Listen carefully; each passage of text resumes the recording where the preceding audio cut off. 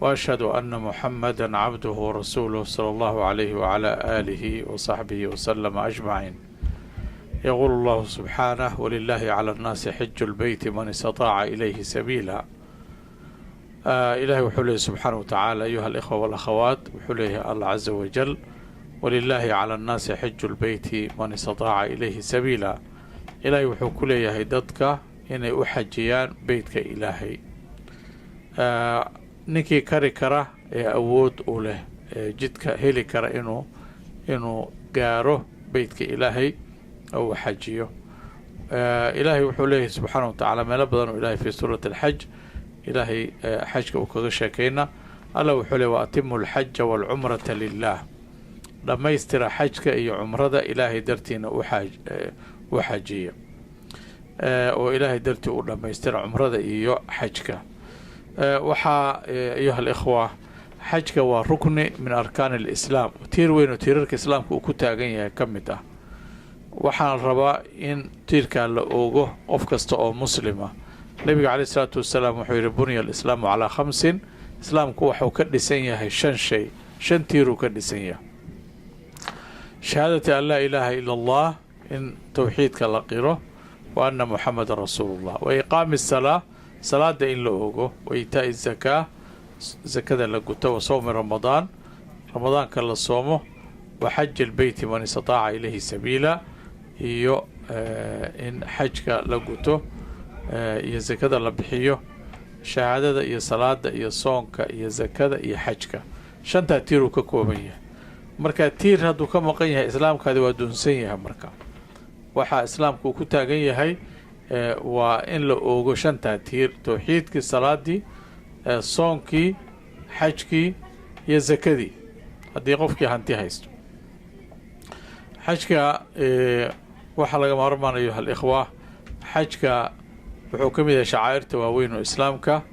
qofka xajka xajiya, nabiga caleyh isalaatu wasalaam wuxuu yihi: man xaja falam yarfuth walam yafsuq rajaca ka yowmi waladatu ummu. qofkii xajiya ee aan samayn rafath, oo xaaskiisii aan taaban, iska ilaaliya. rafathka waxaa la yidhahda waxyaalaha dawaaci shahwa, xilliga shahwada la ogolayn ee xajka lagu jiro, inaad samayso, inaad xoogaa xadgudubto, iyo faasiqnimo aan samayn, wuxuu soo noqdaa isaga oo la mid ah sida hooyadii ku dhashay. xajku waa meel markaa lagu soo qabaysto, laisku soo daahiriyo, oo qofka uu dhasho soo cusub haddana mar labaad dhasho. marka waa fursad weyn oo cumriga qofka ilaahay subxaana wa tacaala qofku waafajiyo u ah fursad inuu iskaga daahiriyo oo uu noqdo caawa adoo dhashay oo kale. ka yowmi waladatu ummu, rajaca ka yowmi waladatu ummu, wuxuu soo noqonaa isagoo sida hooyadii maalinkay dhashay la mid ah, oo dunuubtii laga soo dhaqay, oo cusub, oo soo noolaaday, oo soo arkay mashaacirtii, soo tawaafay beytkii ilaahay, soo tawaafay, soo carafa soo istaagay, musdalifa, mashaacirta waaweyn ee islaamka tagay. ilaahayna wuxuu leey subxana watacaala: waman yucadim shacaa'ir allahi fa inaha min taqwa alquluub. ninkii ooga shacaa'irta ilaahay, shacaa'irta waxaa la yidhaha calaamada weyne lagu garta diinta, xajkaa ka mid ah iyo acmaashiisa oo dhan. waman yucadim shacaa'ir allah fa inaha min taqwa alquluub, waxay ka mid tahay alla kacabsiga qalbi. su-aasha ugu horeysa waxay ka mid tahay sheekayga: xajku goormuu qofka ku waajiba? fadal sheekh.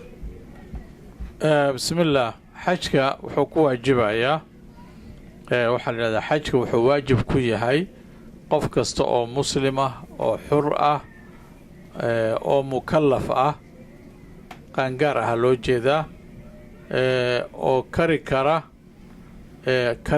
awoodna leh, uu ku taga xajka halkii mar cumrigiisa ayuu waajib ku noqonaa. marka qofkii heli kara tigidkii uu ku tegi lahaa xajka, iyo ilmaha wuxuu uga tagtay intuu maqan yahay, jidkana uu aamin yahay, intaa haddii isugu kaa toosto, xajkii waa kugu waajibay.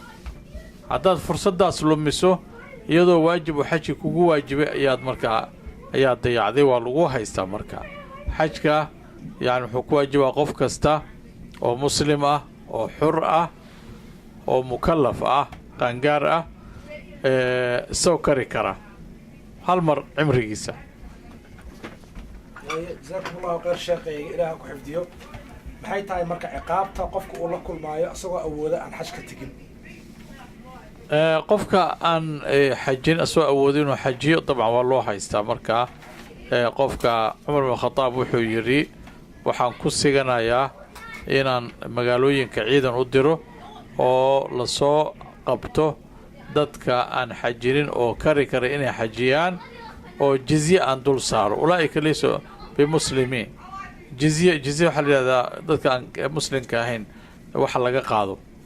marka dadkaas inaan ku qadaro iyagoo xajin kara aanan xajin. marka qofka asagoo xaj ku waajibiyey aanan xajin, hadduu ilahay hortiisa tago subxaana wa tacaala rukni weyn oo waajib ah ayuu dayacay. marka waa ilaahay caradiisa ayuu qofka halis u yahay. qofka halisa wuxuu yahay inuu ilaahay subxana wa tacaala u caroodo, mana oga qofka goor u dhiman doono, ilaahay baa garanaya subxaana wa tacaala. marka qofka waa khatar aad ay halis u tahay. bilahi tawfiiq. ixraamka muxuu yahay sheekayga? xageesa lagu xirtaa xajka? sideesa loo xirtaa xajka markaad xajka xiranaysid? fadal sheekh, baaraka allah fiik. ixraamka waxaa la yidhaahdaa waxaa niyatu dukhuuli nusuka la yidhahdaa. qofka inuu niyeysto inuu galayo xajkii, inuu acmaashii xajka inuu bilaabayo ayaa la yidhaahdaa. marka niyada waxayna leedahay miiqaaday leedahay. bilo la xarman kara xajka ayaa jiro oo miiqaad zamaaniya la yidhaahdaa, iyo meel laga xiran karo oo ah miiqaad makaani. miiqaadka zamaaniga waa shawaal dilqacda iyo dilxija 10keeda u horeyso. intaa marka waa la xarman karaa, waa bilaha xajka la xarman karo. waa miiqaadka zamaaniga ah. miiqaadka makaaniga ah meesha laga xarmanayo waa meelo kala gedisan oo jihooyinka xaramka looga imaanayo ka kala imaanayo. masalan yeman xaggeeda haddii laga yimaado yolamlamaa laga xarmanaya.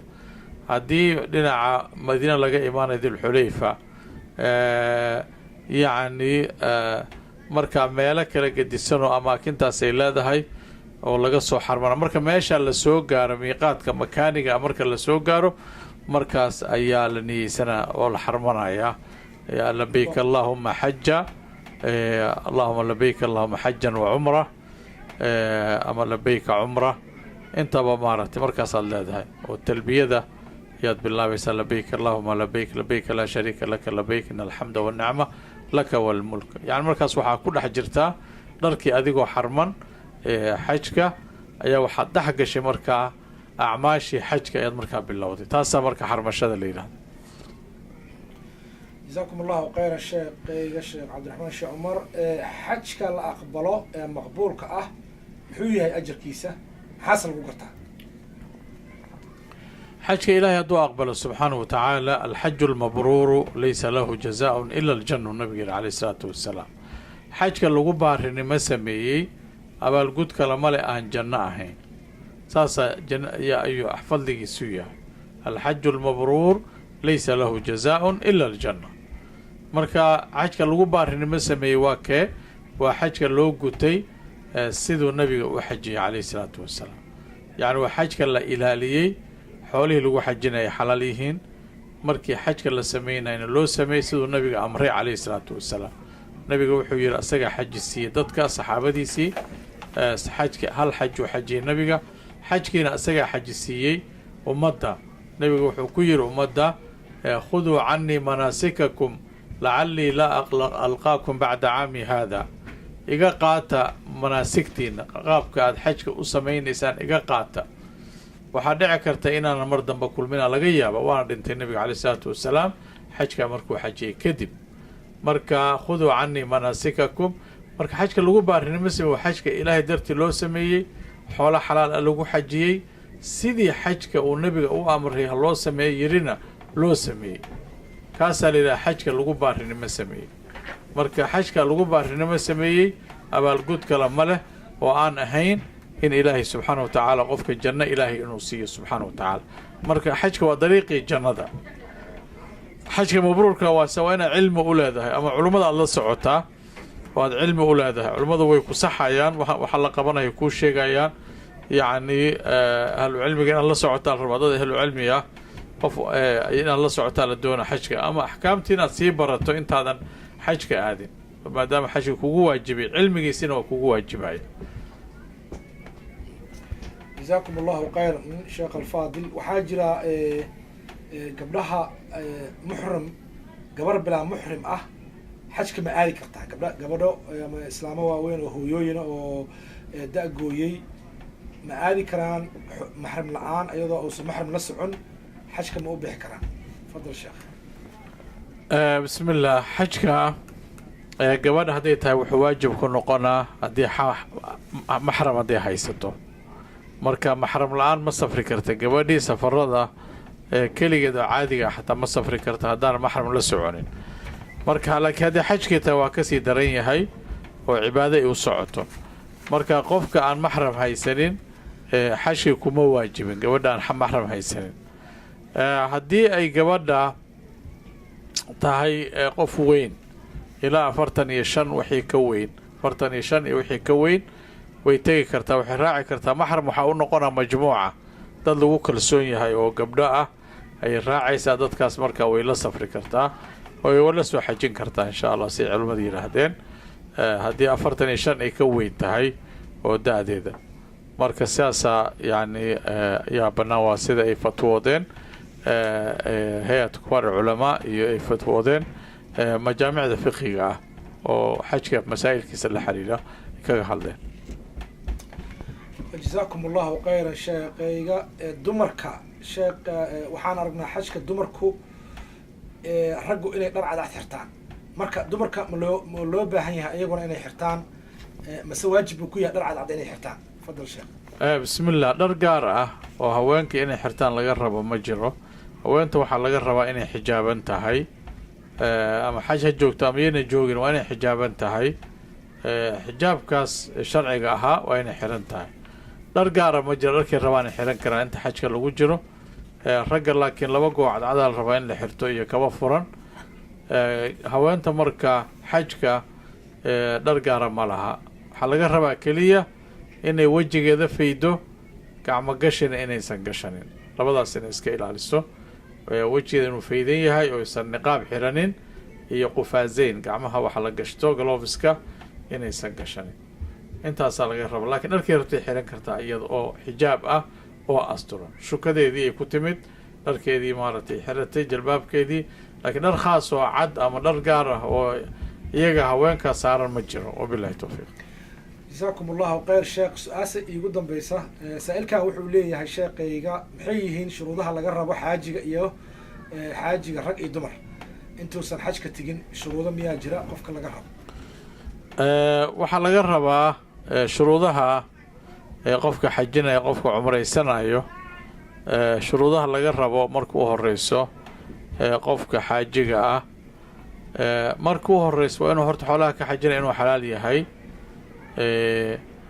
marka waxaa la rabaa inuu isu diyaariyo dad fiican oo rufaqa fiicana inuu raadsado dad rufaqa ah oo fiican inuu la xajiyo waa cibaada xajkaadii ma aha wax business iyo waxaas midna ma aha waa wax maaragtay meesha kugu fiican oo aada la gudan karto dadka aada la xajin karto oo aada ka faa'iidaysanayso waa inaad maarata waa la socoto oo culimmada la socoto dabcan culimmadu ay la socoto marka taas waa daruuri jiddan waa inuu dadka rufaqo wanaagsan waa inuu helaa dadku la xajinayo la rafiiqayo oo la cibaadaysanayo muddada uu xajinayo waa inuu helaa waxaa laga rabaa oo kale qofka xaajiga rabaa yacni qofka hadduu indhala yahay cudurdaar ma noqonayso waajib uu ku noqonayaa waa xajin karaa insha allahu tacaala